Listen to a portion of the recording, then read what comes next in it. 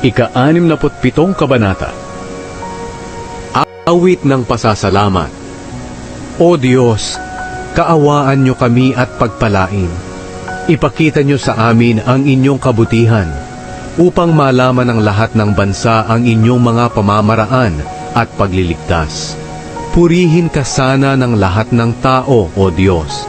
Magalak sana ang lahat ng tao at umawit ng papuri sa inyo, dahil sa makatarungan niyong paghahatol at pagpapatnubay sa lahat ng bansa. O Diyos, purihin sana kayo ng lahat ng bansa. Mag-ani sana ng sagana ang mga lupain. Naway pagpalain niyo kami, O Diyos, na aming Diyos. At magkaroon sana ng takot sa inyo ang lahat ng tao sa buong mundo. Ika-68 Kabanata. Awit ng pagtatagumpay. Kumilos sana ang Diyos, at ikalat ang kanyang mga kaaway. Magsitakas na sana palayo silang mga galit sa Kanya. Itaboy sana sila ng Diyos gaya ng usok na tinatangay ng hangin.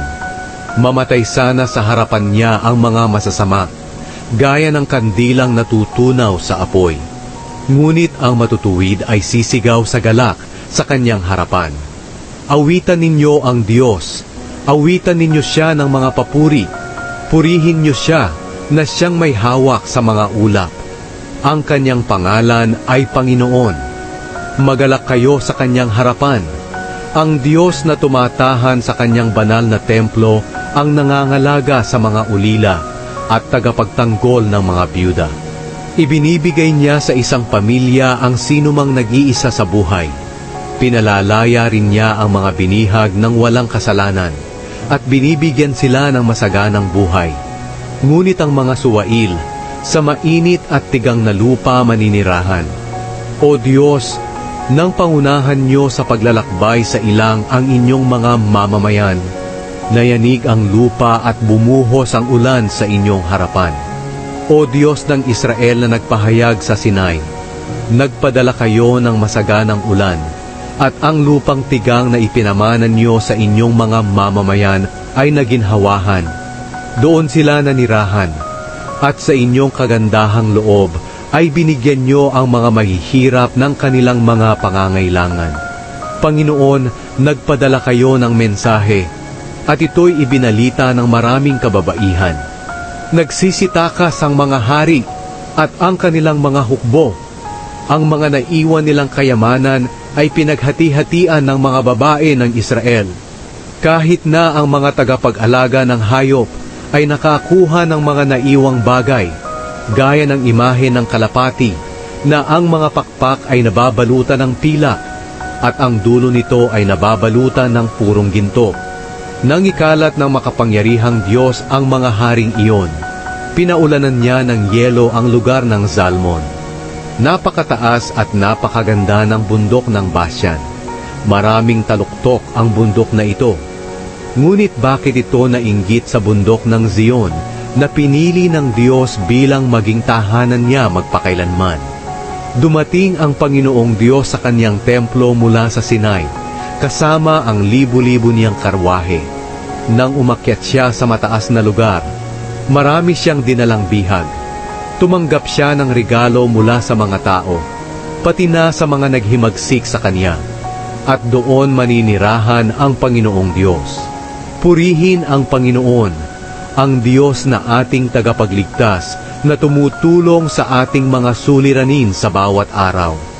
Ang ating Diyos ang siyang Diyos na nagliligtas. Siya ang Panginoong Diyos na nagliligtas sa atin sa kamatayan. Tiyak na babasagin ng Diyos ang ulo ng kanyang mga kaaway na patuloy sa pagkakasala. Sinabi ng Panginoon, pababalikin ko ang aking mga kaaway mula sa Basyan.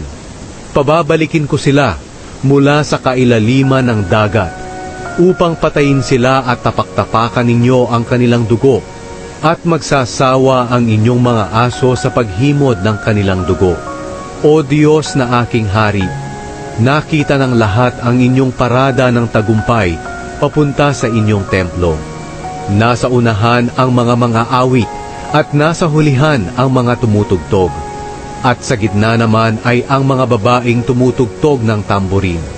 Sumisigaw sila, "Purihin ang Diyos sa inyong mga pagtitipon. Purihin ninyo ang Panginoon, kayong mula sa lahi ng Israel." Nauuna ang maliit na lahi ni Benjamin. Kasunod ang mga pinuno ng Huda kasama ang kanilang lahi. At sinusundan ng mga pinuno ng Zebulun at Naphtali. O Diyos, ipakita niyo ang inyong kapangyarihan, katulad ng ginawa niyo sa amin noon. Dahil sa inyong templo sa Jerusalem, magkakaloob ng mga regalo ang mga hari para sa inyo. Sawayin niyo ang bansang kaaway na parang mabagsik na hayop sa talahiban, pati na rin ang mga taong tila mga torong kasama ng mga guya, hanggang sa sila'y sumuko at maghandog ng kanilang mga pilak sa inyo. Ikalat nyo ang mga taong natutuwa kapag may digmaan. Magpapasakop ang mga taga-Ehipto sa inyo. Ang mga taga-Ethiopia ay magmamadaling magbigay ng kaloob sa inyo. Umawit kayo sa Diyos, kayong mga mamamayan ng mga kaharian sa mundo. Umawit kayo ng mga papuri sa Panginoon, na naglalakbay sa kalangitan mula pa ng pasimula. Pakinggan ninyo ang kanyang dumadagungdong na tinig. Ipahayag ninyo ang kapangyarihan ng Diyos na naghahari sa buong Israel. Ang kalangitan ang nagpapakita ng kanyang kapangyarihan. Kahanga-hanga ang Diyos ng Israel habang siya'y lumalabas sa kanyang banal na tahanan. Binibigyan niya ng kapangyarihan at kalakasan ang kanyang mga mamamayan. Purihin ang Diyos.